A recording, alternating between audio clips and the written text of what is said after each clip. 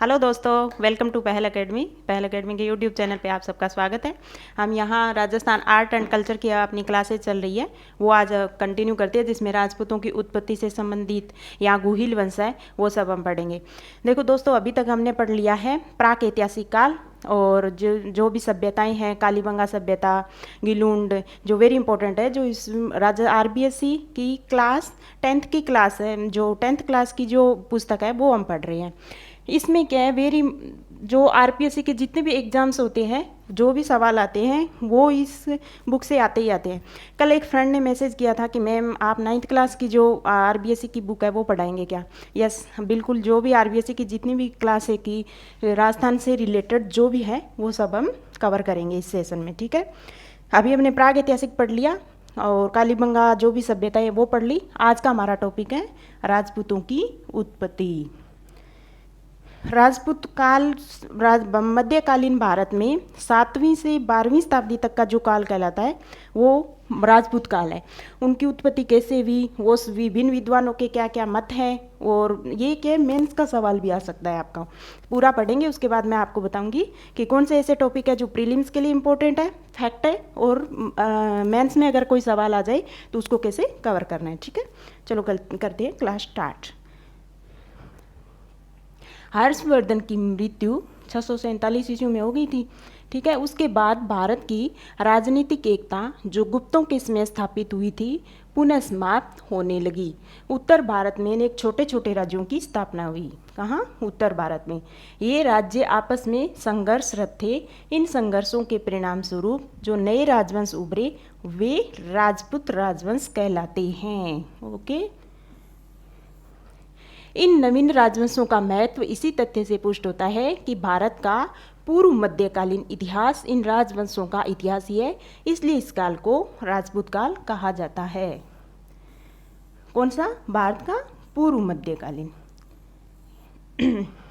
ये बस कुछ लाइनें मेंस में लिखने के लिए, जो कोई भी सवाल स्टार्ट करते हैं इंट्रोडक्शन के काम आएगी। तो भारत का जो पूर्व मध्यकाल, हर्ष की मृत्यु के बाद पहले गुप्त काल था, गुप्त काल के बाद हर्षवर्धन का शासन आया, वहाँ के भारत में राजनीतिक एकता थी। जैसे ही हर्ष का साम्राज्य उत्तर भारत में खत्म हुआ तो नए नए छोटे छोटे राज्य उभर के सामने आ गए, उनमें से एक थे राजपूत, ठीक है।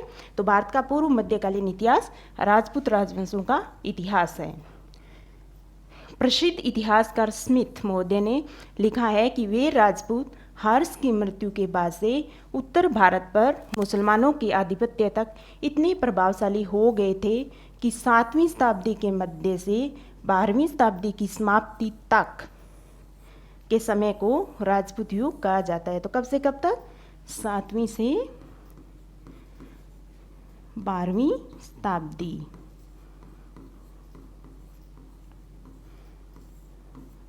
ये काल स्मिथ महोदय ने क्या बोला है कि भारतीय इतिहास में ये काल 7वीं शताब्दी के मध्य से 12वीं शताब्दी की समाप्ति तक का काल राजपूत युग है। राजपूत कौन थे, इनकी उत्पत्ति कैसे हुई थी, यही तो सवाल है। यह प्रश्न आज भी उलझा हुआ है। विद्वानों ने इस विषय में अनेक मत प्रचलित किए हैं, किंतु कोई भी एक मत ऐसा नहीं है जो पूरी तरह से सर्वमान्य हो। डॉक्टर गौरी शंकर हीराचंद ओझा ने राजपूतों की उत्पत्ति के विषय में लिखा है। क्या लिखा है देखते हैं। राजपूत शब्द का प्रयोग नया नहीं है, प्राचीन काल के ग्रंथों में इसका व्यापक प्रयोग मिलता है। चाणक्य के अर्थशास्त्र, कालिदास के नाटकों व बाण भट्ट के हर्षचरित कादंबरी में इस शब्द का प्रयोग किया गया है। चीनी यात्री ह्वेंसांग ने भी हर्षवर्धन के समय आया था, सबको पता था। चीनी यात्री ह्वेंसांग ने कभी यात्रा की थी? भारत की हर्षवर्धन के समय, ठीक है। हम आया था। राजाओं को कहीं क्षत्रिय कहीं राजपूत लिखा है। डॉक्टर ओझा द्वारा सुझाया गया यह मत सर्वमान्य नहीं है। राजपूत शब्द का प्रयोग एक जाति के अर्थ में मुसलमानों के आगमन से पूर्व प्राप्त नहीं होता। यद्यपि शासक वर्ग यानी क्षत्रियों के लिए राजपुत्र शब्द का प्रयोग अवश्य किया जाता था। आगे की पंक्तियों में हम इस संबंध में जो महत्वपूर्ण विद्वान हैं उनके मतों का अध्ययन करेंगे, अन्य विद्वानों की टिप्पणी भी देखेंगे। देखो दोस्तों, इसमें कुछ भी वेरी इंपॉर्टेंट नहीं है आपका, ना तो आपके प्रीलिम्स के फैक्ट आइए खाली ये कि बाण भट्ट की हर्षचरित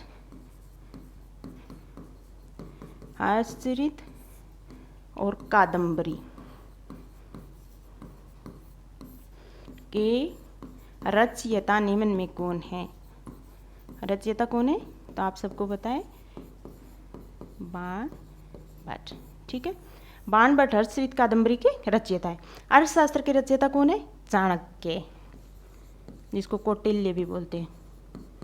मौर्य योगिनी एक प्रमुख एक ग्रंथ है, कौटिल्य बोल दो या चाणक्य।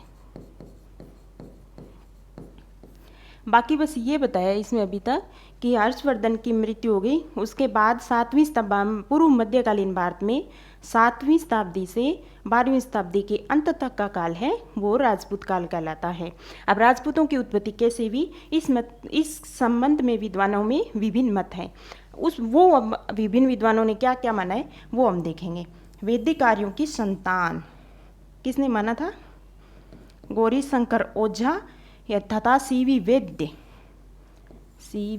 वैद्य राजपूतों को भारतीय आर्यों के क्षत्रिय वर्ण राजन्य वर्ग की संतान मानते हैं। उनके कथनानुसार राजपूत प्राचीन क्षत्रियों की तरह अश्व अस्त्र की पूजा करते हैं। प्राचीन आर्यों की भांति यज्ञ और बलि में भी उनका विश्वास रहा है, क्योंकि वैदिक आर्यों की संतान मानते हैं ये लोग, तो भी प्राचीन क्षत्रियों की तरह ये भी अश्व की और अस्त्र की पूजा करते थे। इनके अकॉर्डिंग उनके सुडौल शारीरिक गठन आर्यों की संतान मानते हैं। अब आपका प्रीलिम्स में सवाल क्या आएगा? निम्न में से किसने राजपूतों को वैदिक आर्यों की संतान माना है? वैदिक आर्यों की संतान माना है। आपको दोस्तों याद रखना है गौरी शंकर ओझा, डॉक्टर गौरी शंकर ओझा और सीवी वैद्य। ये बोलते हैं कि जैसे क्षत्रिय ये वैदिक कार्य करते थे, उसी तरह ये भी अश्व की और पूजा करते थे, अश्व और अस्त्र है उसकी पूजा करते थे और बलि भी देते थे, और उनका जो शारीरिक गठन था वो भी पूरी तरह से आर्यों के समान था। तो ये मानते हैं वैदिक आर्यों की संतान गौरी शंकर ओझा और सीवी वैद्य।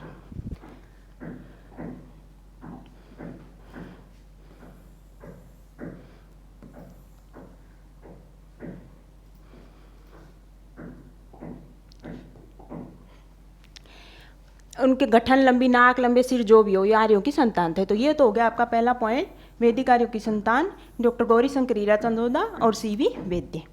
दूसरा है दोस्तों जो कथन प्रचलित है, अग्निकुंड से उत्पन्न। चंद्रबरदाई अजमेर के शासक पृथ्वीराज तृतीय थे। सबको पता है अजमेर का शासक चौहान शासक था पृथ्वीराज तृतीय। उनके दरबारी कवि और उनके प्रधानमंत्री कौन थे? चंद्रबरदाई थे। इन्होंने लिखी थी, इनका प्रसिद्ध ग्रंथ कौन सा है? पृथ्वीराज रासो, जो रासो साहित्य का बहुत ही इम्पोर्टेंट ग्रंथ है। इससे रासो साहित्य की ऐसे मानते स्टार्ट हुआ था। तो उन्होंने अपने सुप्रसिद्ध ग्रंथ पृथ्वीराज रासो में राजपूतों की उत्पत्ति अग्निकुंड से बताई है। तो आपका सवाल क्या हो गया? निम्न में किसने राजपूतों की उत्पत्ति अग्निकुंड से बताई है? तो वो चंद्रबरदाई। और किस, ये एक तो सवाल ये हो गया कि किसने राजपूतों की उत्पत्ति अग्निकुंड से बताई है? तो वो हो गया चंद्रबरदाई। और दूसरा, चंद्रबरदाई ने कौन सा ऐसा ग्रंथ है जिसमें राजपूतों की उत्पत्ति है वो अग्निकुंड से बताई है? तो वो हो गया पृथ्वीराज रासो। ठीक है, 2 सवाल क्लियर। उसने लिखा कि आबू पर्वत पर निवास करने वाले विश्वामित्र, गौतम, अगस्त्य, अन्य ऋषि धार्मिक अनुसंधान करते थे। इन अनुसंधानों को राक्षस मांस, हड्डी, मलमूत्र डालकर अपवित्र कर देते थे। वशिष्ठ मुनि ने इससे निपटने हेतु यज्ञ कुंड से 3 योद्धा उत्पन्न किए, जो थे परमार, चालुक्य, प्रतिहार कहलाए। किंतु जब ये तीनों भी रक्षा करने में असमर्थ सिद्ध हुए तो वशिष्ठ ने चौथा योद्धा उत्पन्न किया, जो प्रथम 3 से ज़्यादा ताकतवर और हथियार से सुसज्जित था, जिसका नाम रखा चौहान। ठीक है, चंद्रबरदाई के अनुसार इस तरह राजपूतों की उत्पत्ति मुनि वशिष्ठ द्वारा अग्निकुंड यज्ञ कुंड से की गई। तो निम्न में किसके द्वारा यह कहा गया कि राजपूतों की उत्पत्ति मुनि वशिष्ठ द्वारा उत्पन्न जो किया गया अग्निकुंड है उससे भी? तो वो होगा चंद्रबरदाई। एक सवाल ये बनेगा कि निम्न में ये चंद बरदाई के अनुसार मुनि वशिष्ठ द्वारा उत्पन्न अग्निकुंड से राजस्थान के जो 4 वंश है उनकी उत्पत्ति भी वो कौन थे। तो बिल्कुल क्लियर याद होना चाहिए दोस्तों आपको, परमार, प्रतिहार, चालुक्य और चौहान। हो गए 4। ये चारों याद होने बहुत जरूरी है। सवाल आ सकता है कि चंद बरदाई के अनुसार मुनि वशिष्ठ द्वारा उत्पन्न यज्ञ कुंड से निम्न में से कौन से जो 4 थे योद्धा थे जो उत्पन्न हुए थे। तो परमार, प्रतिहार, चालुक्य, चौहान। यद्यपि यह एक दंत कथा है, वर्तमान युग में इसकी कोई प्रासंगिकता नहीं है। यद्यपि आज के वैज्ञानिक युग में इस कथा को स्वीकार नहीं किया जा सकता, किंतु इस कथा में अंतर्निहित संकेतों को विद्वानों ने समझने का प्रयास किया है। विद्वानों के अनुसार संभवतः प्राचीन काल के क्षत्रिय जो बौद्ध बन गए थे या प्राचीन आदिवासी थे भील, मीणा आदि या विदेशी आक्रमणकारी शक्तियों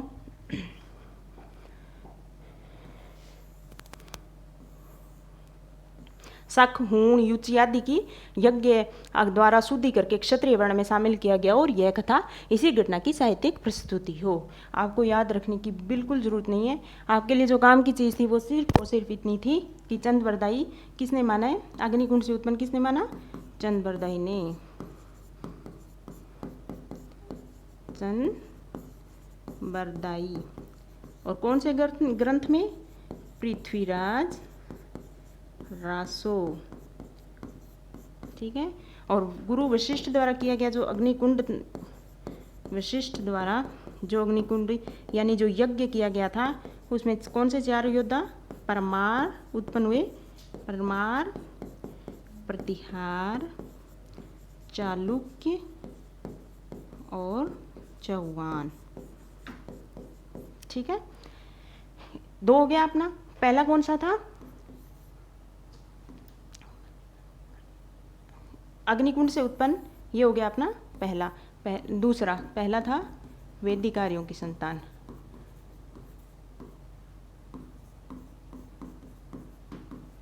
ये कौन थे, गौरीशंकर हीराचंद ओझा साहब और सीवी वैद्य।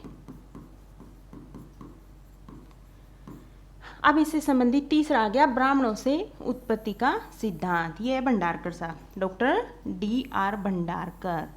अब निम्न में कौन से विद्वान ने राजपूतों की उत्पत्ति से संबंधित ब्राह्मणों से उत्पत्ति का सिद्धांत दिया। तो डॉक्टर DR भंडारकर। ठीक है। सर्वप्रथम डॉक्टर DR भंडारकर ने गुहिल राजपूतों की उत्पत्ति नागर ब्राह्मणों से बताई है। कौन से, नागर ब्राह्मणों से, ये भी आ सकता है। राजपूतों के ब्राह्मण वंशी होने के साक्ष्य के रूप में डॉक्टर भंडारकर बिजोलिया शिलालेख का उल्लेख करते हैं। कौन से शिलालेख के आधार पर डॉक्टर RD भंडारकर साहब ने राजपूतों की उत्पत्ति ब्राह्मणों से बताई। तो आपको याद होना चाहिए बिजोलिया शिलालेख के आधार पर। ठीक है। जिसमें वासुदेव चौहान के उत्तराधिकारी सामंत को वत्स गोत्रीय ब्राह्मण बताया गया है। इसके अतिरिक्त उनके अनुसार राजशेखर ब्राह्मण का विवाह अवंती सुंदरी के साथ होना चौहानों का ब्राह्मण वंश से उत्पत्ति का अकाट्य प्रमाण है। डॉक्टर गोपीनाथ शर्मा ने भी मेवाड़ के गुहिलुतों को नागर जाति के ब्राह्मण गुहे दत्त का वंशज बताया। मेवाड़ के महाराणा कुंभा ने भी, देखो ये आ गया सवाल, मेवाड़ के महाराणा कुंभा ने भी जयदेव के गीत गोविंद की जो टीका है में ये स्वीकार किया है कि गुहिलोत नागर ब्राह्मण गुहे दत्त की संतान है। ये सवाल भी आपका आ सकता है कि मेवाड़ के महाराणा कुंभा ने कौन से ग्रंथ में ये स्वीकार किया कि गुहिलोत नागर ब्राह्मण गुहे दत्त की संतान है। तो जयदेव की गीत गोविंद की टीका में महाराणा कुंभा ने ये बात स्वीकार की है। ठीक है। किंतु कुछ अन्य इतिहासकार, देखो डॉक्टर शर्मा, दशरथ शर्मा इस मत को स्वीकार नहीं करते। उनके अनुसार कई बार राजपूत अपने पुरोहित का गोत्र अपना लेते हैं, इस कारण यह भ्रम हो जाता है कि राजपूत ब्राह्मण थे। ये आ गया दोस्तों आपका वेरी इंपॉर्टेंट सवाल। डॉक्टर दशरथ शर्मा इस मत को तर्क सहित खंडन करते हैं। तो ब्राह्मणों से राजपूतों की ब्राह्मणों से उत्पत्ति संबंधी जो सिद्धांत है उसका खंडन तर्क सहित किस विद्वान के द्वारा किया गया है। तो वो होगा आपका डॉक्टर दशरथ शर्मा। ये याद रखना बहुत ज़्यादा इंपॉर्टेंट है। ठीक है। ये हो गया आपका ब्राह्मणों से उत्पत्ति का सिद्धांत। डॉक्टर डी आर भंडारकर साहब ने इसको माना है। बिजोलिया शिलालेख के आधार पर इसका उल्लेख किया है। मेवाड़ के महाराणा कुंभा ने भी जयदेव के गीत को इनकी टीका के आधार पर यह बताया कि हाँ, नागर ब्राह्मणों से इनकी उत्पत्ति हुई है। और डॉक्टर दशरथ शर्मा ने तर्क सहित इस मत का खंडन किया है। ठीक है, आगे चलते हैं।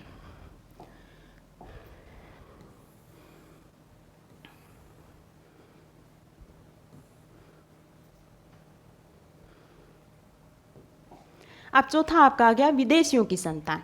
भी ब्राह्मणों की उत्पत्ति कुछ तो ये मानते हैं भी राजपूतों की उत्पत्ति ब्राह्मणों से हुई, कुछ ये मानते हैं कि वैदिक आर्यों की संतान है। और अपना चंद्रबरदाई जो पृथ्वीराज रासोमिया कहते हैं कि राजपूतों की उत्पत्ति है वो तो अग्निकुंड से हुई है। पर एक चौथा सिद्धांत हो रहा है, वो है विदेशियों की संतान। कुछ ये बोलते हैं भाई विदेशों से कोई आई थे, वही उन्हीं की संतान है ये। राजस्थान के इतिहास लेखक जेम्स टोड कि राजपूत शक या सीथियन जाति के वंशज है। सीधा सीधा सवाल आएगा दोस्तों कि निम्न में किस विद्वान ने यह माना कि राजपूत शक अथवा सीथियन जाति के वंशज है? तो वो थे कर्नल जेम्स टोड महोदय। ठीक है, टोड ने अग्निकुंड की कहानी को स्वीकार करते हुए इसी आधार पर राजपूतों को विदेशी जाति का प्रमाणित करने का प्रयास किया है। उनका मत है कि विदेशी जातियां 6वीं शताब्दी के लगभग आक्रमणकारी के रूप में भारत आई और इन्हीं विदेशी विजेताओं को जब वे शासक बन बैठे तो उन्हें अग्नि संस्कार द्वारा पवित्र कर वर्ण व्यवस्था के अंतर्गत उनको क्षत्रिय वर्ण में शामिल कर लिया। भी कुछ विदेशी थे, वो भारत आए थे तो उनको वर्ण व्यवस्था के अंतर्गत उनको अग्निकुंड की कहानी को सत्य बताते हुए बताया कि उन्हीं विदेशियों को क्षत्रिय जो वर्ण था उसमें शामिल कर लिया गया। ठीक है, टोड ने शक सीथियन प्रमाणित करने के लिए तर्क दिया कि राजपूतों के रीति रिवाज हैं वो शक और सीथियन से मिलते जुलते हैं। जैसे अश्व पूजा, कौन कौन से? अश्व पूजा, अश्वमेध, अस्त्र पूजा, अस्त्र शिक्षा। ये भी सवाल बन सकता है कि निम्न में किसने ये बताया, किस विद्वान के द्वारा ये कहा गया कि राजपूतों के रीति रिवाज जैसे अश्व पूजा, अश्वमेध, अस्त्र शिक्षा और अस्त्र पूजा ये राजपूत जो विदेशी जातियाँ हैं उन शक सीथियन इनसे मिलते जुलते हैं। तो वो किसने कहा? टोड महोदय ने कहा था। ठीक है, प्रसिद्ध इतिहासकार। ये आ गया आपका सेकेंड सवाल। वी स्मिथ ने लिखा है कि राजपूत जाति 8वीं-9वीं शताब्दी में अचानक प्रकट हुई। राजपूतों को हूणों की संतान बताए। निम्न में किस शासक ने, किस विद्वान ने राजपूतों की उत्पत्ति या राजपूतों को हूणों की संतान बताया है? हूणों की संतान बताया है तो कौन है दोस्तों? वी ए स्मिथ महोदय। पक्का याद कर लो, वेरी इंपॉर्टेंट सवाल है ये। और किस विदेशी विद्वान ने राजपूतों को शक सीथियन की संतान बताया? शक व सीथियन, ये भी विदेशी जातियां थी। इनकी किसने बताया? कर्नल टोड ने। ठीक है, दोनों क्लियर? इन मतों को स्वीकार नहीं किया जा सकता। प्रथम तो राजपूत ने स्वयं को कभी विदेशी नहीं बताया। इसके विपरीत वे अपनी उत्पत्ति सूर्य चंद्र से बताते हैं। राजपूतों के रीति रिवाज की शक या सीथियन के रीति रिवाजों से साम्यता स्थापित करना भी अनुचित है, क्योंकि उनके रीति रिवाज शक कुषाणों के आने के पूर्व भी भारत में प्रचलित थे। मतलब यश पूजा, अश्वमेध, अस्त्र पूजा सब थी। सूर्य की पूजा भारत में वैदिक काल से ही प्रचलित है और अश्वमेध यज्ञ यहाँ पहले से ही ज्ञात था, जैसा कि महाकाव्यों के साक्ष्य से प्रमाणित होता है। उपयुक्त समस्त विवरण, इसमें कोई इंपॉर्टेंट नहीं है दोस्तों। समस्त विवरण से क्या स्पष्ट होता है कि राजपूतों की उत्पत्ति के संबंध में विद्वानों के बीच मतभेद है। ऐसी परिस्थिति में अधिकांश विद्वान राजपूतों को भारतीय आर्यों के वंशज स्वीकार करते हैं, जिसमें विदेशी रक्त भी सम्मिलित है।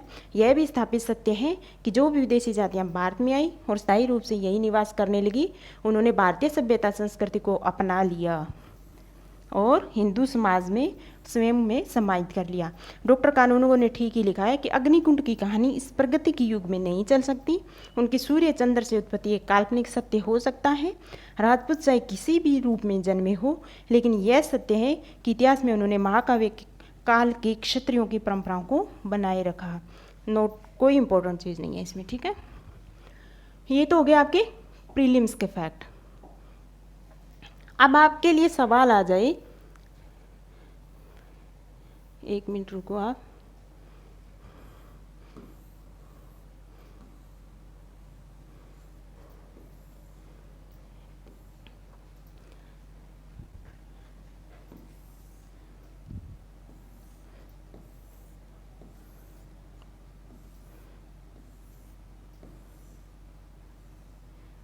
क्या करते,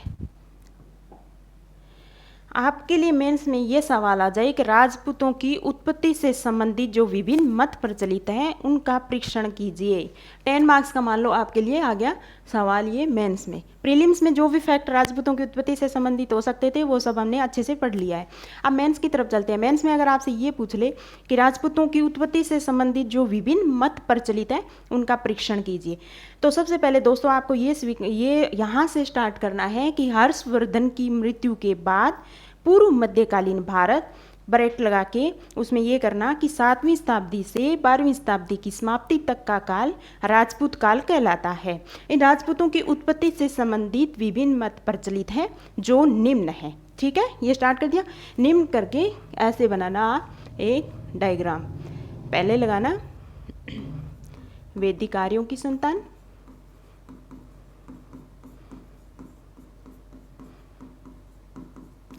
सेकंड लगाना आप अग्निकुंड से उत्पन्न, यहाँ थोड़ा जगह की कमी पड़ रही है। थर्ड आप क्या लगाओगे, ब्राह्मण जाति से उत्पत्ति, जाति से उत्पत्ति संबंधी सिद्धांत। और फोर्थ लगाना आप विदेशी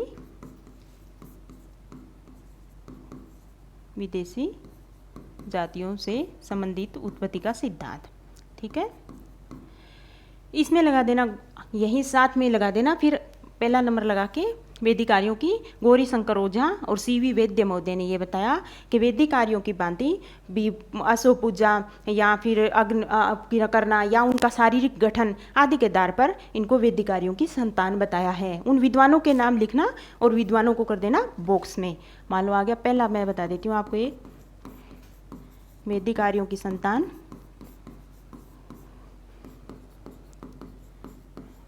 इसको किया ऐसे बॉक्स में, फिर लिख दिया डॉक्टर गौरी शंकर ओझा, नाम ही बड़ा है, गौरी शंकर ओझा, बीच में हीरानंद हो रहा है, और सी वी वैद्य, इनको लगाना है ऐसे। ठीक है, अंडरलाइन कर देना। वैद्य ने अश्व पूजा, अश्वमेध यज्ञ, शारीरिक सुडौलता आदि, या बनावट लगा देना, आदि के आधार पर वैदिक आर्यों की संतान माना है। आर्यों की संतान माना। ठीक है दोस्तों, दूसरा आपका आ गया अग्निकुंड से उत्पन्न। तो अग्निकुंड से उत्पन्न लगा देना चंद्रवरदायी पृथ्वीराज रासो नामक ग्रंथ के आधार पर, जिसमें ये बताया कि मुनि वशिष्ठ द्वारा किया गया जो यज्ञ था उसमें प्रतिहार, परमार, चौहान और चालुक्य इनकी उत्पत्ति बताई। बस इतना इनफ है। ठीक है, ब्राह्मण जाति से उत्पत्ति, डॉक्टर R.D. भंडारकर जैसे विद्वान ने ब्राह्मण जाति से उत्पत्ति मानी इनकी। विदेशी जाति तो दो जो है कर्नल टोड सक्सीथियन और से उत्पत्ति मानी, और जो दूसरे V. S. स्मिथ महोदय उन्होंने हूणों की संतान बना। लिख दिया चारों, क्यों 100 अपना क्या आता है 100 वर्ड आते हैं खाली, तो 100 वर्ड में ये लिख पाएंगे। लास्ट में कंक्लूजन ये दे देना कि उपर्युक्त विवरण से ये स्पष्ट है, अधिकांश विद्वानों ने ये माना है कि राजपूतों की जो उत्पत्ति हुई है वो भारतीय आर्यों से ही हुई है। ठीक है, या जो भी विदेशी जातियाँ भारत में आई स्थायी रूप से ये निवास करने लगी, उन्हें भारतीय सभ्यता संस्कृति को अपना लिया और हिंदू समाज में स्वयं में उन्होंने समाहित कर लिया। बस आपका 10 मार्क्स का जो पूरा का पूरा ये सवाल है ये कवर हो गया उसे। ठीक है, क्लियर, चलते हैं आगे।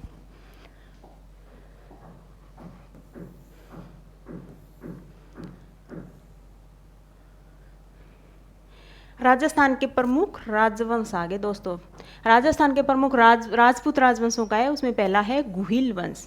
एवं इस वंश के प्रतापी शासक ये पढ़ेंगे आज हम लोग, ठीक है। गुहिल वंश उदयपुर, राजसमंद, चित्तौड़गढ़, प्रतापगढ़ इसके आसपास का क्षेत्र मेवाड़ कहलाता है। तो मेवाड़, ये सवाल आ जाए प्रीलिम्स में कि प्राचीन काल में उदयपुर, राजसमंद, चित्तौड़गढ़, प्रतापगढ़ इनके आसपास का क्षेत्र क्या कहलाता था, तो मेवाड़ कहलाता था, ठीक है। गुहिल वंश में मुख्यतः मेवाड़ में शासन किया, क्यों इस जो क्षेत्र था ये मेवाड़ कहलाता था, तो यहाँ ही इन गुहिल वंश ने शासन किया। इस वंश का नामकरण, इस वंश के प्रतापी शासक थे गुहिल, उनके नाम पर इनका नामकरण किया गया। इनके नाम पे उनका नामकरण हो गया, ठीक है। गुहिल वंश की उत्पत्ति और मूल स्थान के बारे में अनेक मत प्रचलित हैं। अबुल फजल इन्हें ईरान के शासक नौशेखा से संबंधित करते हैं, तो कर्नल टोड इन्हें वल्लभी के शासकों से संबंधित मानता है। विनैंड से ये याद करने की बिल्कुल मैं कहीं जरूरत नहीं समझती कि गुहिल वंश की उत्पत्ति कैसे हुई थी, क्यों हमने एक कंबाइन सवाल कर लिया कि राजपूतों की उत्पत्ति से संबंधित जो विभिन्न मत हैं उनका अच्छे से परीक्षण कर लिया। प्रीलिम्स की हमने देख लिया कौन कौन से फैक्ट आ सकते हैं, और मेंस का भी हमने अच्छे से प्रिपेयर कर लिया। अब इस गुहिल वंश की उत्पत्ति कैसे हुई ये करने की आपको बिल्कुल जरूरत नहीं है, तो इसको छोड़ दो बिल्कुल। गुहिल वंश, क्योंकि गुहिल राजा था, पहले व्यक्ति था एक, उनके नाम पर इस वंश का नाम क्या पड़ गया, गुहिल वंश, बस ये याद रखना है, ठीक है। 566 ये याद रखो, 566 ईस्वी के लगभग गुहिल ने अपना शासन स्थापित किया। गुहिल के बाद मेवाड़ का प्रतापी शासक बप्पा हुए। अब पढ़ते हैं हम बप्पा को। बप्पा रावल का काल था दोस्तों 734 ईस्वी से 753 ईस्वी, ये याद कर लेना आप लोग, ताकि क्रोनोलॉजी में बिल्कुल भी आपको प्रॉब्लम ना हो। राज प्रशस्ति के अनुसार बप्पा ने 734 ईस्वी में चित्तौड़ के शासक थे मान मोरी, उनको परास्त करके चित्तौड़ पर अधिकार किया। तो ये सवाल आ गया आपको कि बप्पा रावल ने, रावल तो क्यों, शाखा थी ये, रावल शाखा, बप्पा इनका नाम था ने बप्पा रावल ने चित्तौड़ के किस शासक को परास्त करके, किस शासक को परास्त करके चित्तौड़ पर अधिकार स्थापित किया।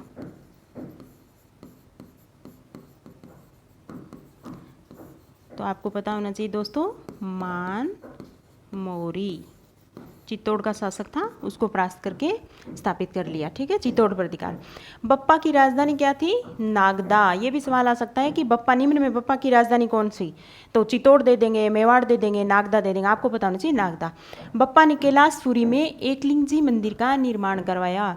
एकलिंग जी गुहिल वंश के कुल देवता थे, तो ये सवाल आ जाए प्रीलिम्स में कि निम्न में किस गुहिल शासक के द्वारा एकलिंग जी के मंदिर का निर्माण करवाया गया था, तो वो थे बप्पा रावल, ठीक है। एकलिंग जी गुहिल वंश के कुल देवता थे। गौरी शंकर हीराचंद ओझा के अनुसार बप्पा का वास्तविक नाम, ये भी आ सकता है दोस्तों कि बप्पा का वास्तविक नाम निम्न में कौन सा था, तो कालभोज, याद कर लो, बप्पा का वास्तविक नाम क्या था, कालभोज था। बप्पा तो उनकी उपाधि थी, बप्पा कालभोज की उपाधि थी। वीर विनोद के रचयिता कविराज श्यामल दास ने लिखा है कि बप्पा किसी राजा का नाम नहीं अपितु खिताब था। ऐसी मान्यता है कि बप्पा चित्तौड़ के शासक मान मौर्य भी पढ़ा था ना, जिसको परास्त करके चित्तौड़ पर अधिकार किया, तो ऐसी मान्यता है कि बप्पा चित्तौड़ के शासक मान मौर्य के यहाँ सेवा में थे। जब चित्तौड़ पर विदेशी सेना का हमला हुआ तो उनसे मुकाबला की चुनौती बप्पा ने स्वीकार की और उन्हें सिंध तक खदेड़ दिया। इसलिए इतिहासकार सीवी वेद ने उनकी तुलना, चलो यहीं तक पढ़ते हैं पहले, ठीक है। बप्पा का वास्तविक नाम कालभोज। एकलिंग जी के मंदिर का निर्माण किसने करवाया, बप्पा ने। बप्पा की राजधानी क्या थी, नागदा, ठीक है। और ये आ गया यहाँ सवाल कि चित्तौड़ के शासक मान मौर्य को किसने पराजित किया, बप्पा ने, ठीक है। और वीर विनोद के रचयिता निम्न में कौन से थे, ये यहाँ प्रासंगिक नहीं है, पर वैसे हर लाइन को याद करना है ना आप लोगों को। तो वीर विनोद के रचयिता निम्न में कौन थे, रचयिता, तो ये आपका कवि राजा, इनकी उपाधि थी, ठीक है, कवि राजा, जब भी साथ में बोलते हैं इनको, कवि राजा श्यामल दास, हो गया आपका श्यामल दास।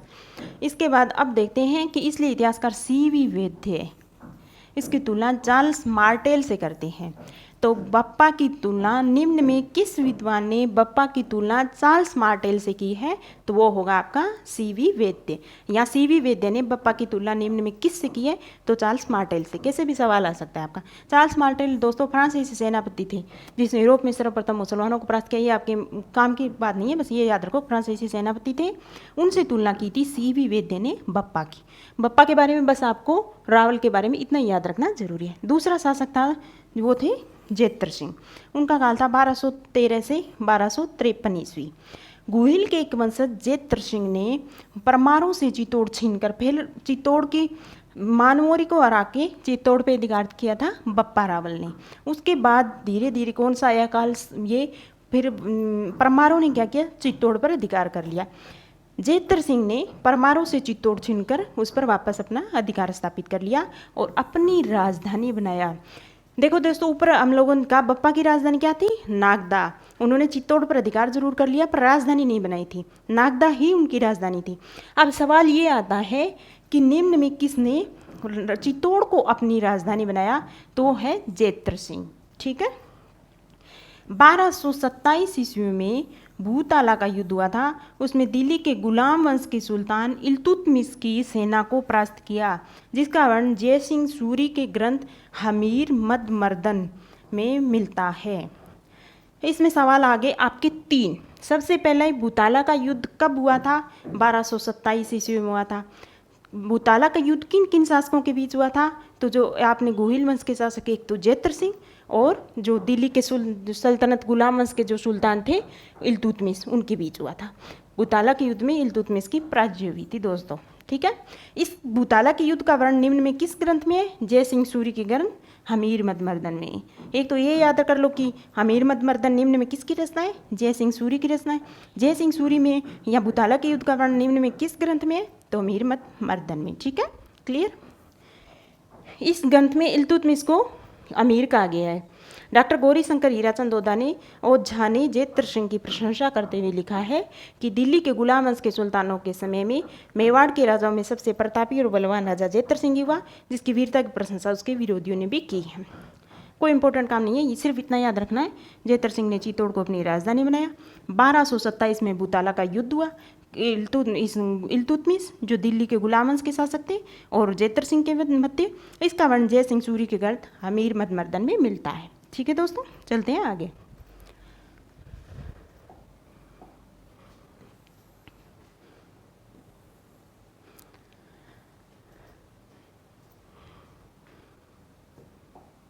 अगला शासक है रतन सिंह। 1302 से 1303 ईस्वी के मध्य, एक साल का, 1302 से 3। रावल रतन सिंह, क्योंकि रावल शाखा थी, रावल शाखा के अंतिम कौन थे? रतन सिंह थे। रावल रतन सिंह को 1303 ईस्वी में दिल्ली के सुल्तान अलाउद्दीन के आक्रमण का सामना करना पड़ा, जिसका कारण अलाउद्दीन की साम्राज्यवादी महत्वाकांक्षा, चित्तौड़ की सैनिक व्यापारिक उपयोगिता थी। अब मैं आपको एक सवाल देती हूँ 2 नंबर का मेंस के पर्पज से, कि जो अलाउद्दीन खिलजी ने चित्तौड़ पर आक्रमण किए उसके निम्न कारण थे।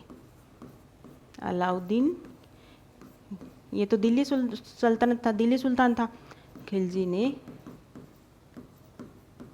चित्तौड़ पर आक्रमण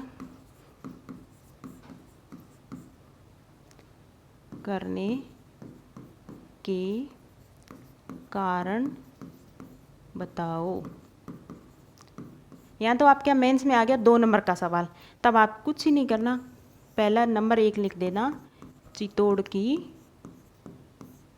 व्यापारिक, चित्तौड़ का व्यापारिक और सैनिक महत्व,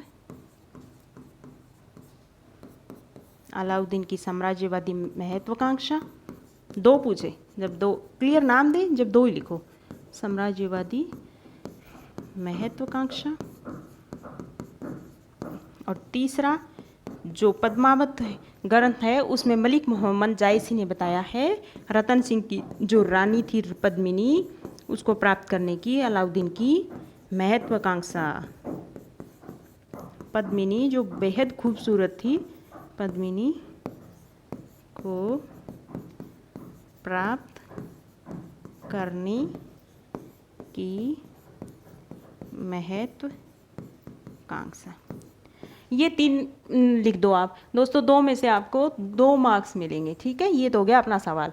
अब दिल्ली के सुल्तान अलाउद्दीन खिलजी ने कब आक्रमण किया था चित्तौड़ पर? 1303 ईस्वी में। ठीक है, 1540 में मलिक मोहम्मद जायसी द्वारा लिखित पद्मावत में अलाउद्दीन खिलजी के चित्तौड़ आक्रमण का कारण रावल रतन सिंह की पत्नी पद्मिनी को प्राप्त करना बतलाया गया। ये हमने कर लिया डिस्कस। डॉक्टर दशरथ शर्मा इस मत को मान्यता प्रदान करते हैं। अलाउद्दीन की सेना से लड़ते हुए रतन सिंह उसके सेनापति गोरा बादल वीर गति को प्राप्त हुए गए थे। तो कहाँ हुए थे ये? चित्तौड़ में। ठीक है, पद्मिनी ने 16 रानियों के साथ जौहर कर लिया। इस युद्ध में अलाउद्दीन खिलजी का समकालीन इतिहासकार अमीर खुसरो भी शामिल हुआ था। ये याद रखना दोस्तों। अब इसमें सवाल क्या बन सकता है? पद्मावत की रचना निम्न में, प्रीलिम्स के लिए, पद्मावत के रचयिता निम्न में कौन है?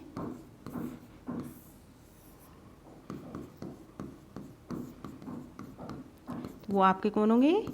मलिक मोहम्मद जायसी थे जिन्होंने पद्मावत की रचना की। और दूसरा सवाल आपका बन सकता है कि पद्मावत की रचना कब की गई थी। एक तो ये कि पद्मावत की रचना किसने की, और एक ये कब की गई थी। तो वो की गई थी 1540 में, 1540 ईस्वी में। ठीक है, इसमें अब ये सवाल भी आ सकता है कि पद्मावत के रचयिता मलिक मोहम्मद जायसी ने निम्न में कौन सा कारण बताया है कि अलाउद्दीन के जो चित्तौड़ पर आक्रमण का निम्न में कौन सा कारण बताया है। तो ये दे देंगे, ये सब लिखे कर दे आप, तो टिप कर देना आप, रतन सिंह की रानी पद्मावती को प्राप्त करने की महत्वाकांक्षा। ठीक है, अब एक सवाल ये भी है दोस्तों कि जो अलाउद्दीन खिलजी ने जब 1303 में जब दिल्ली के सुल्तान अलाउद्दीन खिलजी ने 1303 में जब चित्तौड़ पर आक्रमण किया, उस समय उनके समकालीन इतिहासकार कौन से थे जो उनके साथ थे? तो वो थे दोस्तों अमीर खुसरो। हर एक शब्द पे आपको ध्यान देना है, अमीर खुसरो। और अमीर खुसरो की रचना क्या है दोस्तों?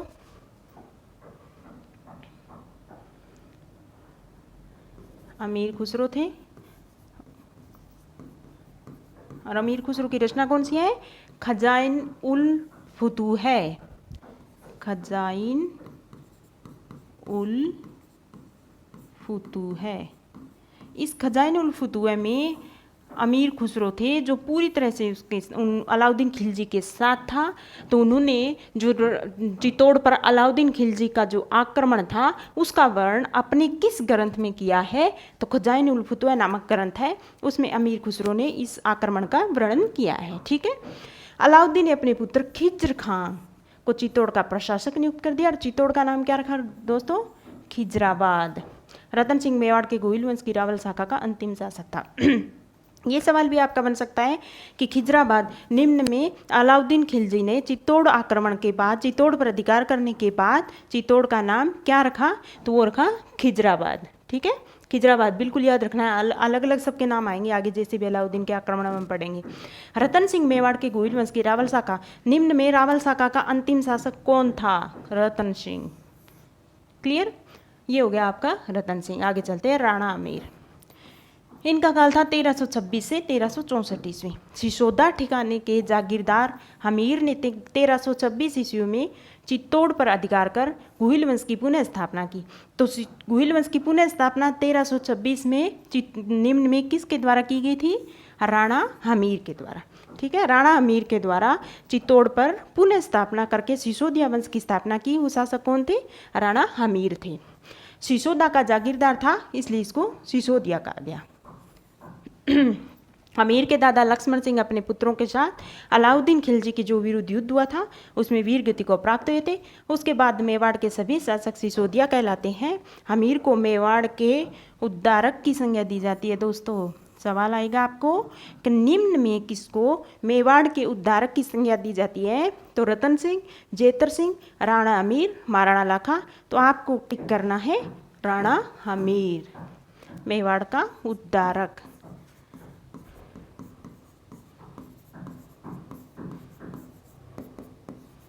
राणा हमीर। ठीक है दोस्तों, राणा मीर के विषम घाटी पंचानन, ये भी सवाल बन सकता है। विषम घाटी पंचानन यानी विकट आक्रमणों में सिंह के सदृश की संज्ञा दी जाती है। निम्न में किस शासक को विषम घाटी पंचानन की उपाधि दी गई? विषम घाटी, छोटी सी किताब कितना कुछ कवर कर रखा है। विषम घाटी पंचानन की संज्ञा दी गई राणा हमीर। ठीक है, राणा हमीर को विषम घाटी पंचानन की संज्ञा दी गई है। राणा कुंभा की कृति स्तंभ प्रशस्ति में दी गई है। और कौन सी प्रशस्ति में दी गई है विषम घाटी पंचानन की संज्ञा? कहाँ दी गई है राणा हमीर को? ये सवाल आ जाए कि राणा हमीर को विषम घाटी पंचानन की संज्ञा दी गई है, निम्न में किस ग्रंथ में दी गई है? तो राणा कुंभा की जो कीर्ति स्तंभ प्रशस्ति है उसमें दी गई है। ये याद रखना है आपको। हमीर ने सिंगोली के युद्ध में मोहम्मद बिन तुगलक की सेना को परास्त किया था। कहीं भी नहीं मिलेगा, देखो देखा सिंगोली का युद्ध जो हुआ था बांसवाड़ा में। इस सिंगोली का युद्ध निम्न में किन के मध्य हुआ था? तो राणा हमीर प्लस मोहम्मद बिन तुगलक के बीच। मोहम्मद तुगलक वंश का, दिल्ली सल्तनत का सुल्तान था तुगलक वंश का, उनके बीच हुआ था, जिसमें तुगलक की सेना को हमीर ने परास्त किया था। तो याद रखना सिंगोली का युद्ध राणा हमीर और मोहम्मद तुगलक के बीच हुआ था, जिसमें तुगलक की पराजय हुई थी। ओके, चलते हैं आगे। आगे दोस्तों महाराणा लाखा। ये आप सवाल बना लेना अपनी नोटबुक में और नोट करते रहना। फिर धीरे धीरे इनको डेली क्या रिवाइज करोगे तो एकदम से क्लियर हो जाएगा आपको। महाराणा लाखा 1382 से 1421 ईस्वी। 1382 में महाराणा लाखा मेवाड़ का शासक बना। मारवाड़ के रणमल की बहन हंसाबाई का विवाह लाखा के पुत्र चूड़ा के साथ होना था, मगर परिस्थिति वश ये विवाह किसके साथ हो गया? लाखा के साथ हो गया। इस विवाह के साथ यह शर्त थी कि मेवाड़ का उत्तराधिकारी जो होगा वो हंसाबाई, जिनका विवाह हुआ था और लाखा के साथ, उनका पुत्र ही होगा, जिससे लाखा के योग्य पुत्र चूड़ा है उनको राज्याधिकार से वंचित होना पड़ा।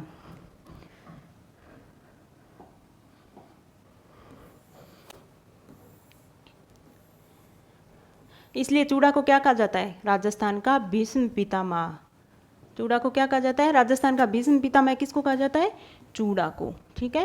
राणा लाखा के समय जावर माइन से चांदी व शीशे की खान। वेरी इंपॉर्टेंट सवाल आ गया कि निम्न में किस मेवाड़ शासक या शासक था जिनके टाइम जावर खान, सबको पता है कि जो चांदी और सोने के लिए फेमस है, उनका पता लगा था। उसमें से जावर खान से चांदी व शीशा है वो निकलने लगा। तो जावर खान की खोज किसके समय हुई थी? राणा लाखा। याद रखना बिल्कुल। ठीक है। जिससे आर्थिक समृद्धि बढ़ी, इसमें एक बंजारे ने पिछोला झील। पिछोला झील का निर्माण किसने करवाया था? किसके समय हुआ था? पिछोला। तो ये राणा लाखा के समय। राणा लाखा के समय दो इंपॉर्टेंट काम हुए थे। एक तो जावर खान जो उसकी खोज हुई थी, एक पिछोला झील है उसका निर्माण करवाया गया था। ठीक है, क्लियर। अब चलते हैं महाराणा मोक्कल। महाराणा मोक्कल जो ये राणा लाखा और हंसाबाई का थे, उनका पुत्र था ये मोक्कल। तो मोक्कल महाराणा लाखा हंसाबाई का पुत्र था। शासक बन गया 14 अल्पायु में, कारण चूड़ा ने उसके संरक्षक के रूप में काम किया। चूड़ा को लगा कि मोक्कल की माता हंसाबाई इस पर संदेह करती है, तो मेवाड़ छोड़ के मांडू चला गया। और मोक्कल की झीलवाड़ा में कोई काम की बात नहीं है, कुछ भी याद करने लायक नहीं है। ठीक है। अब आ गया वेरी इंपॉर्टेंट सवाल जो मेंस में आ सकता है। आरएस मेंस बिल्कुल कभी ना कभी आएगा। और इसके अलावा इसमें प्रीलिम्स में भी बहुत सारे फैक्ट निकलेंगे। सबसे पहला आपको ये याद होना चाहिए कि 1433 से 1468 तक का जो काल था वो महाराणा कुंभा का काल था। ठीक है। अब मोक्कल हो गए। मोक्कल के बाद उसका पुत्र महाराणा कुंभा 1433 ईस्वी में मेवाड़ का शासक बना। राठौड़ों का मेवाड़ पर प्रभाव समाप्त कर उसने मेवाड़ी सामंतों का विश्वास अर्जित कर लिया। क्योंकि मेवाड़ है उस टाइम, मेवाड़ में मारवाड़ का ज़्यादा मतलब हस्तक्षेप बढ़ गया था। तो महाराणा कुंभा ने क्या किया कि जो राठौड़ों का मेवाड़ पर प्रभाव समाप्त करके मेवाड़ी सामंतों का विश्वास अर्जित किया। कुंभा ने चित्तौड़ व कुंभलगढ़ को अपनी शक्ति का केंद्र बनाया। 1437 में सारंगपुर के युद्ध में मालवा के शासक मोहम्मद खिलजी को परास्त कर बंदी बना लिया। तो सवाल क्या बनेगा? सारंगपुर का युद्ध कब हुआ था?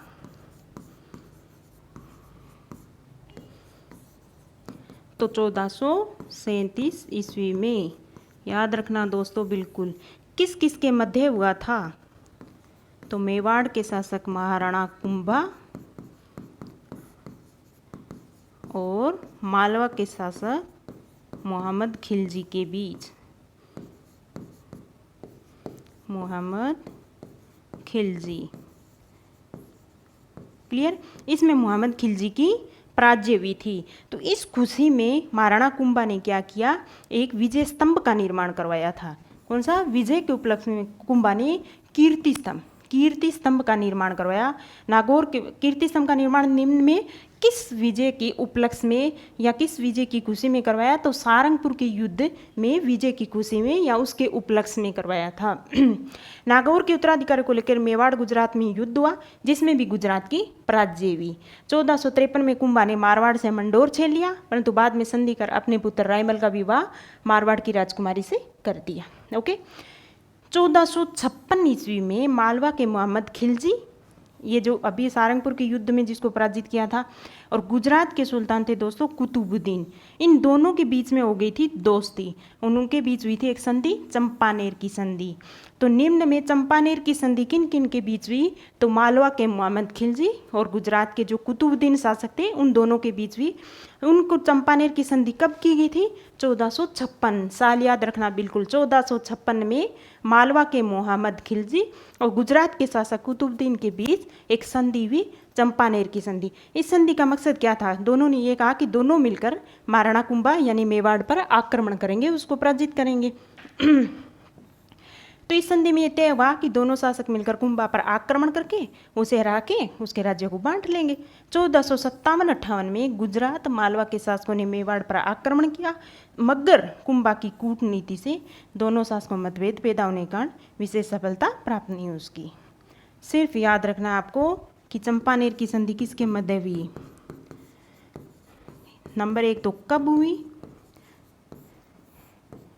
1456 ईस्वी में। आपको क्लियर याद रहना चाहिए किस किस के बीच हुई, ये मैंने आपको बता दिया। मोहम्मद खिलजी मालवा के शासक, गुजरात के कुतुबुद्दीन के बीच। क्लियर। ऐसा माना जाता है कि कुंभा ने 32 दुर्गों का निर्माण करवाया। ये अब पढ़ेंगे हम। क्लियर।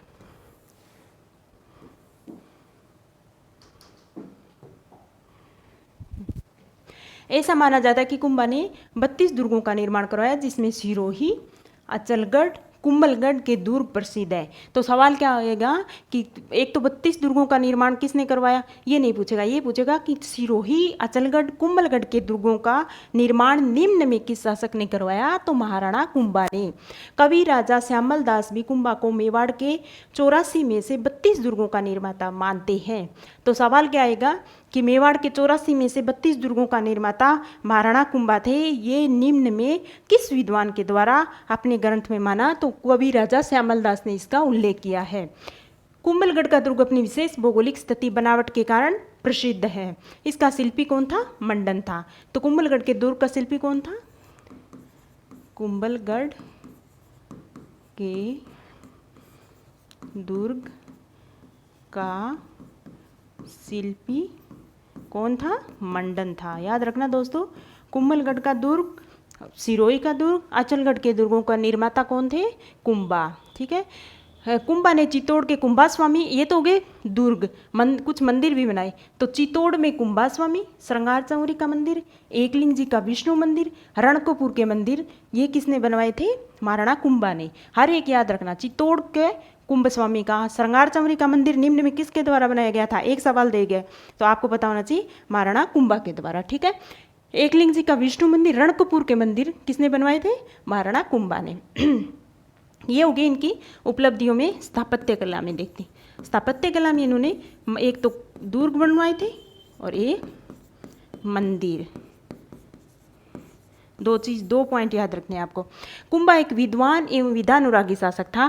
कान्य व्यास द्वारा रचित एकलिंग महात्म्य, एकलिंग महात्म्य के रचयिता कौन है? कान्य व्यास ने ये लिखा है कि वह वेद, स्मृति, मीमांसा, उपनिषद, व्याकरण एवं राजनीति में रुचि रखता था। संगीत राज, संगीत मीमांसा, सूड प्रबंध, संगीत राज, संगीत मीमांसा, सूड प्रबंध के रचयिता निम्न में से कौन है? तो महाराणा कुंभा। ठीक है दोस्तों, याद रखना है बस आपको कि संगीतराज ग्रंथ संगीत मीमांसा सूड प्रबंध के रचयिता महाराणा कुंभा है। ऐसा माना जाता है कि कुंभा ने चंडीस्तक की व्याख्या, ये तो थे ग्रंथ इनके, और चंडीस्तक की व्याख्या गीत गोविंद संगीत रत्नाकर पर टीका लिखी थी। तो कुंभा ने टीका कौन से ग्रंथ कौन से थे? संगीत राज, संगीत मीमांसा और शूड प्रबंध, ये तो थे कुंभा द्वारा रचित ग्रंथ। ओके दोस्तों, टीका किस पे लिखी तो आपको बिल्कुल पता होना चाहिए। गीत गोविंद की टीका, संगीत रत्नाकर पर टीका और चंडीस्तक की टीका, 3 टीका लिखी थी। इसके काल में कवि अत्रि और महेश ने कीर्ति स्तंभ प्रशस्ति की रचना की। तो कीर्ति स्तंभ प्रशस्ति के रचयिता निम्न में कौन है? तो अत्रि और महेश है। ठीक है, याद रहना चाहिए आपको, कवि अत्रि और महेश किसकी रचयिता है? कीर्ति स्तंभ प्रशस्ति के। तत्कालीन साहित्यिक ग्रंथों प्रशस्तियों में महाराणा कुंभा को महाराजाधिराज, राव राय, दानगुरु, राजगुरु, परम गुरु, हाल गुरु, अभिनव व्रताचार्य, हिंदू सूत्रधार आदि विरुद्धों से विभूषित किया गया है। देखो वैसे तो क्लियर दे सकते हैं कि महाराजाधिराज तो हर कोई लेता था। राव राव, दान गुरु, राजगुरु, परम गुरु, हाल गुरु, ये उपाधियां निम्न में से मेवाड़ के किस शासक ने ग्रहण की या किसको प्राप्त थी? तो वो थे महाराणा कुंभा। सबसे इंपॉर्टेंट जो है वो है अभिनव व्रताचार्य। निम्न में कौन सा शासक थे जिनको अभिनव व्रताचार्य की उपाधि प्राप्त थी? तो वो थे महाराणा कुंभा। इस वजह से दोस्तों उनकी संगीत में बहुत ज़्यादा रुचि थी। तो किस वजह से थी ये भी पूछ सकते हैं। तो संगीत में अत्यधिक रुचि होने के कारण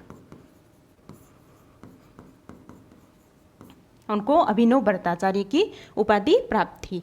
कुंभा निसंदेह प्रतापी शासक था, किंतु उसका अंतिम समय कष्ट में रहा। अपने जीवन के अंतिम काल में कुंभा को उन्माद रोग हो गया। उनके पुत्र उद्दा ने 1468 में उनकी हत्या कर दी। ये कोई काम की चीज़ नहीं है। ठीक है, ये आपके प्रीलिम्स का हो गया दोस्तों। देखो प्रीलिम्स का मैंने आपको अच्छे से समझा दिया कुंभा के बारे में। कुंभा का आ सकता है मेंस में सवाल, जो आ सकता है 100 वर्ड का या 10 मार्क्स का। कुंभा की जो उपलब्धियां थी, विजय थी, वो कोई नहीं पूछता कभी भी। कुंभा के बारे में जो मेंस में सवाल आता है वो सिर्फ एक आता है, कुंभा की जो सांस्कृतिक उपलब्धियां हैं उसका वर्णन कीजिए। ये सवाल आएगा, देखना। कुंभा की सांस्कृतिक उपलब्धियों का वर्णन कीजिए। तो आपको ये स्टार्ट करना है कि कुंभा की जो विजय है वे एक प्रतापी शासक होने के साथ साथ कुंभा सांस्कृतिक जो साहित्य कला है ना, इसमें साहित्य में एक विद्वान भी था और स्थापत्य कला इसमें भी एक रुचि रखता था। तो कुंभा की सांस्कृतिक उपलब्धियां निम्न है। 2 बना लेना, पहना बनाना स्थापत्य के क्षेत्र में, और दूसरा पॉइंट बना लेना दोस्तों विद्वान एवं विद्वानों का संरक्षक।